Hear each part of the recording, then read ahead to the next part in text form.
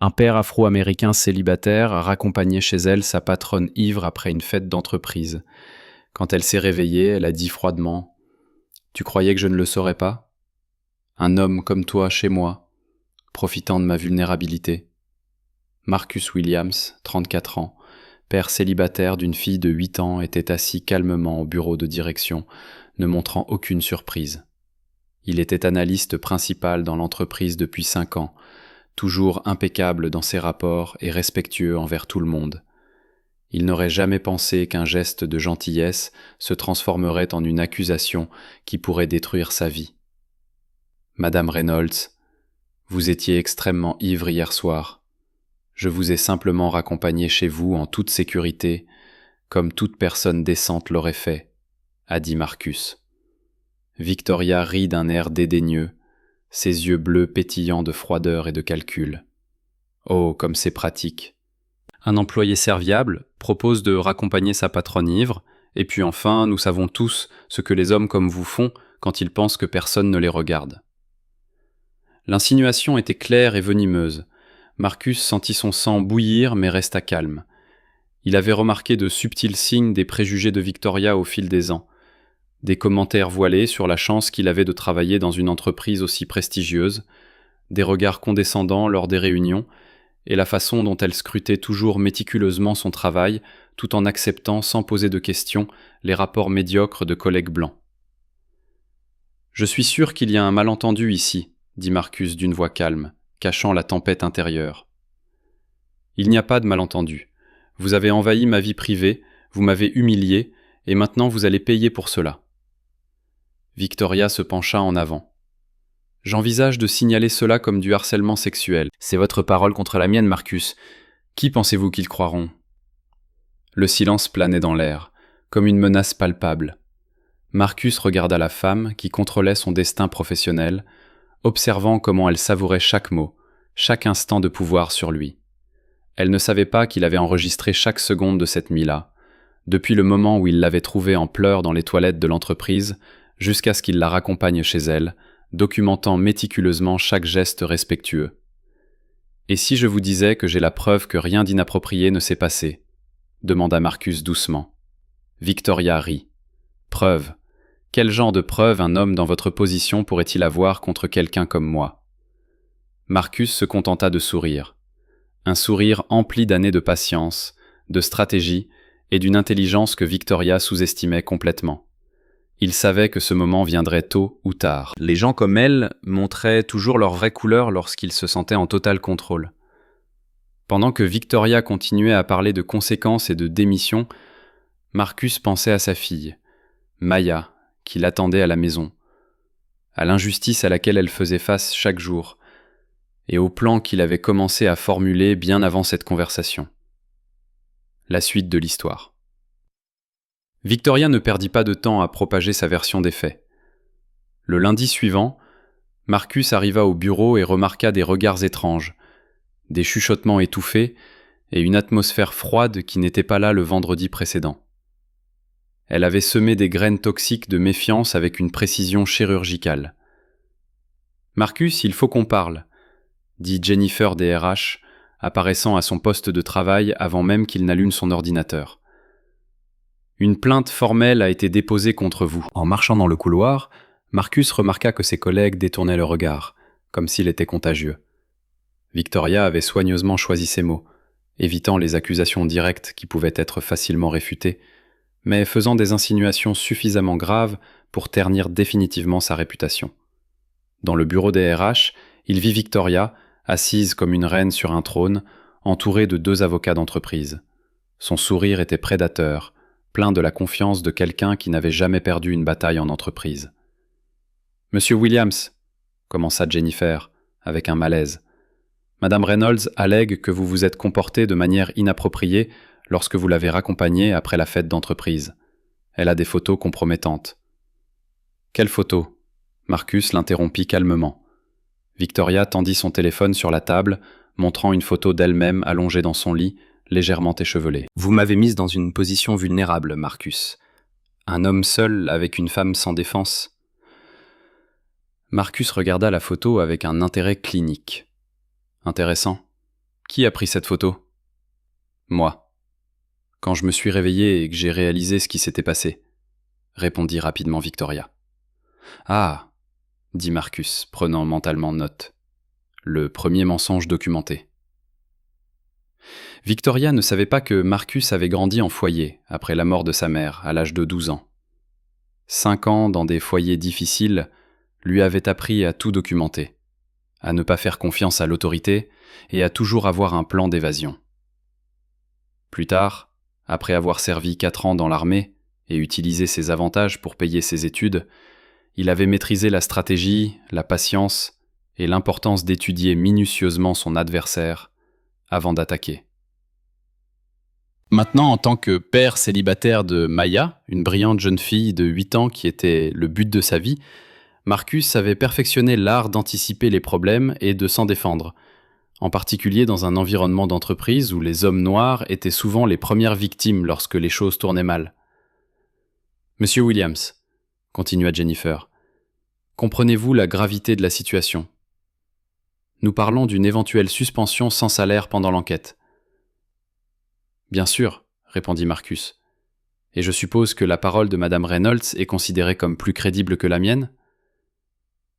Victoria se pencha en avant, ses yeux brillaient de malice. « Marcus, vous êtes un bon employé. Vous l'avez toujours été. Mais les hommes dans votre position se confondent parfois avec les limites avec les femmes qui réussissent. C'est tout à fait compréhensible. » Le ton condescendant de sa voix était comme une gifle. Marcus ressentit une sensation familière, la même que celle qu'il ressentait lorsque les travailleurs sociaux parlaient de types comme lui, lorsque les officiers supérieurs de l'armée doutaient de ses qualités de leadership, lorsque les professeurs d'université étaient surpris par ses bonnes notes. Il réitéra calmement. « Vous savez, je suis un père célibataire, je viens d'où je viens, je travaille ici dans notre organisation caritative. Parfois, les limites se brouillent lorsqu'il y a des différences significatives de statut. » Le silence dans la pièce était assourdissant. Jennifer se sentait mal à l'aise, mais les avocats restaient stoïques. Victoria, quant à elle, savourait clairement chaque mot, chaque moment d'humiliation qu'elle pensait infliger. Marcus pensa à Maya, qui lui avait demandé ce matin-là pourquoi il avait l'air inquiet. « Papa, ça va ? Tu dis toujours que les bonnes personnes gagnent à la fin. » Il sourit et lui promit que c'était le cas, et que les bonnes personnes trouvent toujours un moyen. « Madame Reynolds, » dit finalement Marcus, « puis-je poser une question ? La nuit de la fête, vous avez mentionné quelque chose à propos de votre ancienne assistante, Sarah Chang. Vous avez dit qu'elle avait essayé de jouer la carte raciale quand elle a été licenciée. » Victoria se tendit légèrement. « C'est hors de propos pour notre discussion. »« Oh, mais je pense que si, » répondit Marcus. « Parce que Sarah est venue me voir la semaine dernière. Elle poursuit l'entreprise pour discrimination raciale. Elle dit qu'elle a des enregistrements très intéressants de conversations avec vous. » Le visage de Victoria pâlit, mais elle se reprit rapidement. « Sarah est une employée mécontente qui invente des histoires. Personne ne la croira. » Marcus sourit à nouveau, le même sourire empli d'années de préparation minutieuse. « Peut-être avez-vous raison, Madame Reynolds. Après tout, qui croiront-ils ? La parole d'une femme asiatique ou d'une dirigeante blanche respectée comme vous ? » L'ironie ne lui échappa pas. Victoria réalisa trop tard qu'elle était tombée dans un piège verbal, utilisant le même argument qui se retournait maintenant contre elle. « Qu'essayez-vous de dire ? » demanda Jennifer. Marcus se leva calmement. « Je n'essaie de rien dire. J'observe simplement comment certaines personnes croient que leur parole a plus de valeur que d'autres, en fonction de caractéristiques qui ne devraient pas avoir d'importance dans un environnement professionnel. » En quittant la pièce, Marcus entendit Victoria chuchoter furieusement avec les avocats. Elle ne savait pas que depuis 2 ans, il avait méticuleusement documenté chaque remarque douteuse, chaque micro-agression, chaque décision discriminatoire qu'elle pensait trop subtile pour être remarquée. Chaque mot condescendant qu'elle venait de prononcer était enregistré par une application cachée sur son téléphone. Chaque expression de supériorité était capturée. Chaque admission indirecte de préjugés était désormais numériquement préservée. Victoria ne savait pas non plus que Marcus n'était pas seulement un analyste principal. Il était titulaire d'une maîtrise en système d'information et avait cultivé un réseau de contacts, y compris des journalistes d'investigation, des avocats spécialisés dans les droits civiques et des activistes d'entreprises qui prospéraient en démasquant des dirigeants comme elle. Plus importante encore, Victoria avait commis une erreur fatale en menaçant non seulement son emploi, mais aussi sa capacité à subvenir aux besoins de Maya. Et quand vous menacez la fille d'un homme qui a déjà tout perdu une fois et reconstruit sa vie, vous réveillez une force qui ne peut être contenue ou contrôlée. Ce jour-là, pendant que Victoria célébrait ce qu'elle pensait être sa victoire facile avec les avocats, Marcus était à la maison, aidant Maya avec ses devoirs de mathématiques, planifiant méticuleusement chaque mouvement d'un jeu qu'elle ne savait même pas qu'elle avait perdu, au moment où elle avait complètement sous-estimé l'intelligence et la préparation de l'homme qu'elle essayait de détruire. Victoria ne perdit pas de temps à consolider sa victoire perçue. Le mardi, Marcus fut officiellement suspendu sans salaire pour conduite inappropriée sous enquête. Le mercredi, elle fit circuler une note confidentielle aux autres dirigeants sur la nécessité de surveiller les employés qui pourraient présenter un comportement discutable. Le jeudi, Marcus reçut une lettre officielle de l'entreprise lui demandant de ne pas entrer dans le bâtiment jusqu'à nouvel ordre. Victoria ne savait pas que depuis 3 jours, Marcus ne se lamentait pas sur sa situation mais exécutait la première phase d'un plan qu'il élaborait depuis des mois. Son premier appel ne fut pas à un avocat du travail typique, mais à Amanda Rodriguez, une avocate spécialisée dans la discrimination raciale qui avait bâti sa carrière en démasquant des dirigeants qui se croyaient au-dessus des lois. « Marcus Williams », dit Amanda avec intérêt lorsqu'il se présenta. « Sarah Chung m'a parlé de vous.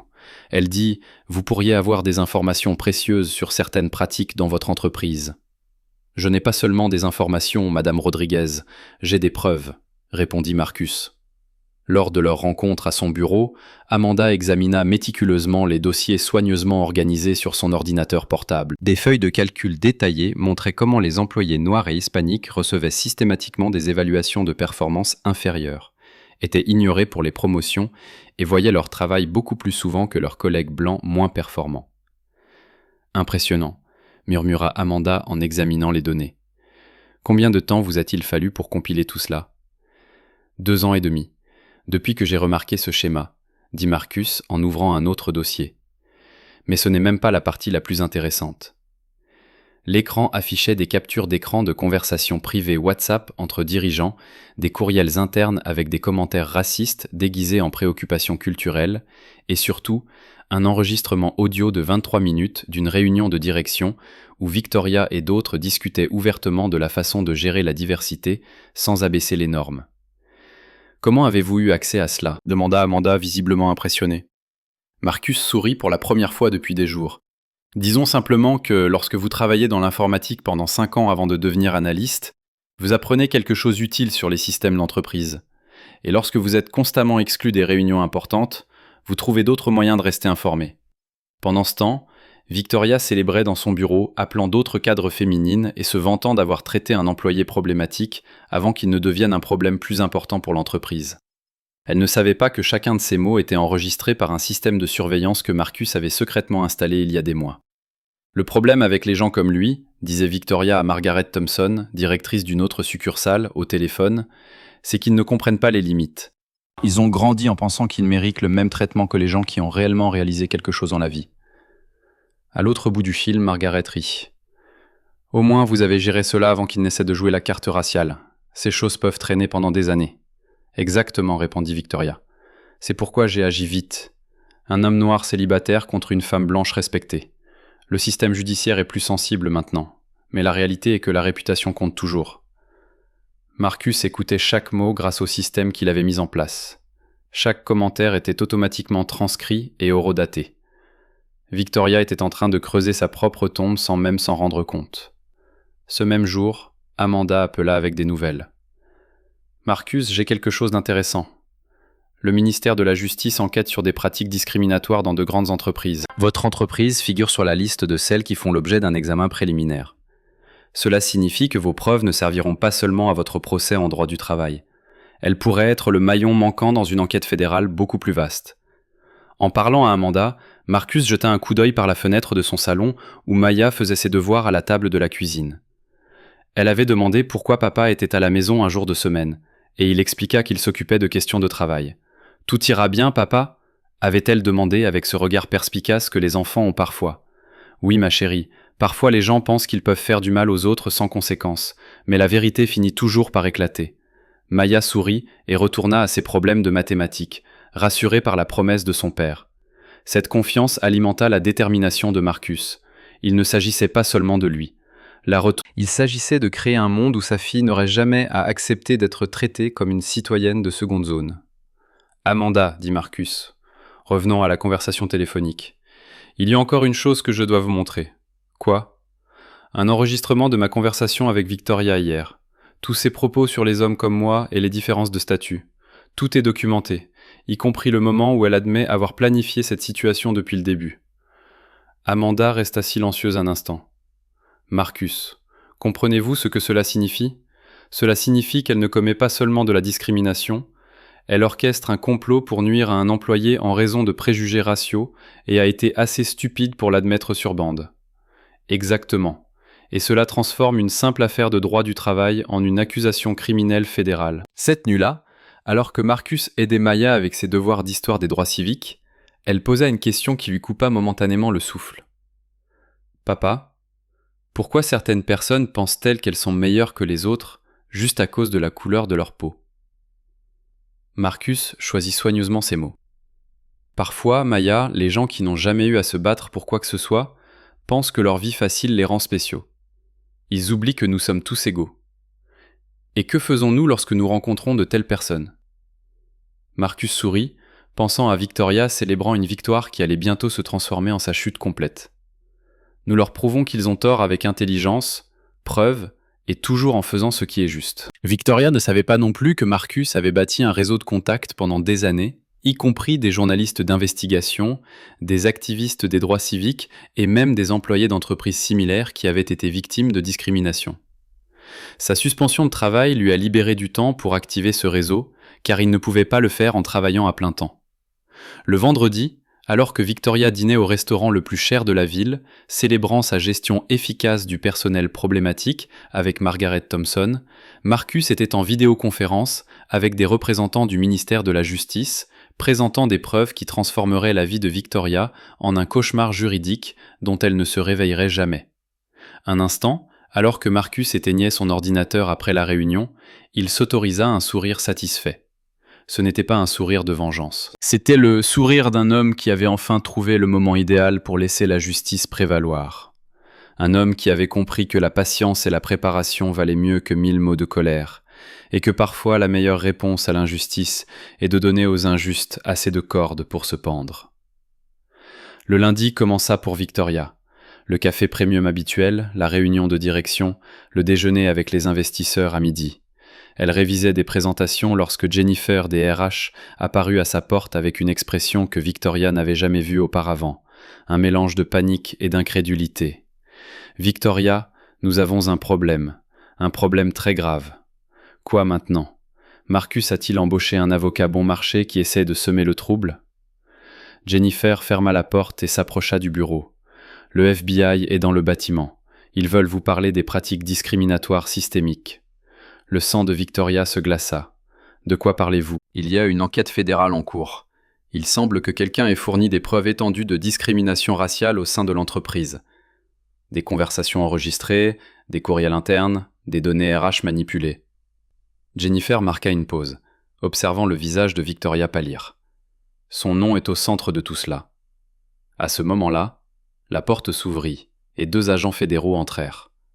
Derrière eux, se trouvait le PDG de l'entreprise, M. Davidson, qui semblait avoir vieilli de 10 ans depuis le matin précédent. « Madame Reynolds, » dit l'agent principal, montrant son badge. « Je suis l'agent spécial Carter, du ministère de la Justice. Nous aimerions vous poser quelques questions sur vos pratiques de gestion. » Victoria essaya de rester calme, mais ses mains tremblaient légèrement. « Bien sûr, mais je ne comprends pas pourquoi cela est nécessaire. » Commençant par cette conversation, l'agent joua un enregistrement audio sur sa tablette. La voix de Victoria remplit clairement la pièce. Le problème avec les gens comme lui, c'est qu'ils ne comprennent pas les limites. Ils ont grandi en pensant qu'ils méritent le même traitement que ceux qui ont réellement réalisé quelque chose dans la vie. Le visage de Victoria devint livide. C'était sorti de son contexte, commença-t-elle. Et puis un autre clip audio fut joué. Et un homme noir célibataire contre une femme blanche respectée. Le système judiciaire est plus sensible maintenant, mais la réalité est que la réputation compte toujours. Monsieur Davidson se leva brusquement. Sa voix tremblait de colère. « Victoria, pour l'amour de Dieu, dites-moi que vous n'avez pas dit ça. » Mais le pire restait à venir. L'agent tendit une pile de documents sur la table. Ce sont des transcriptions de vos appels téléphoniques des 6 derniers mois, tous obtenus légalement via une ordonnance du tribunal basée sur une plainte détaillée de discrimination systémique. Victoria feuilleta les papiers avec une horreur croissante. Chaque remarque raciste, chaque décision discriminatoire, chaque conversation dans laquelle elle révélait ses vrais préjugés était documentée avec la date, l'heure et le contexte. « Qui a fourni cela ?» demanda-t-elle. « Monsieur Marcus Williams, ainsi que des preuves que vous avez orchestré une fausse accusation contre lui uniquement pour des raisons raciales. » L'agent lui montra d'autres documents, y compris des enregistrements du système de sécurité, prouvant que c'était elle qui avait pris la photo compromettante chez elle 3 heures après que Marcus l'ait raccompagnée en toute sécurité. Cette révélation frappa Victoria comme la foudre. Marcus avait tout documenté. Chaque mouvement, chaque conversation, chaque moment de cette nuit-là. Les caméras de sécurité de son propre immeuble montraient clairement les horodatages des photos qu'elle avait utilisées comme preuve. De plus, continua l'agent, nous avons des enregistrements confirmant que vous avez accédé illégalement au système RH pour modifier les évaluations de performance des employés noirs et hispaniques, abaissant leur score pour justifier le refus de promotion. Monsieur Davidson se leva. Sa voix tremblait de rage. « Victoria, pour l'amour de Dieu, vous avez compromis toute l'entreprise, nos contrats gouvernementaux, notre réputation. Vous avez tout gâché. » Puis-je expliquer ? Il n'y a pas d'explication. Le PDG se tourna vers les agents. « Elle est licenciée, immédiatement. L'entreprise coopérera pleinement à l'enquête. »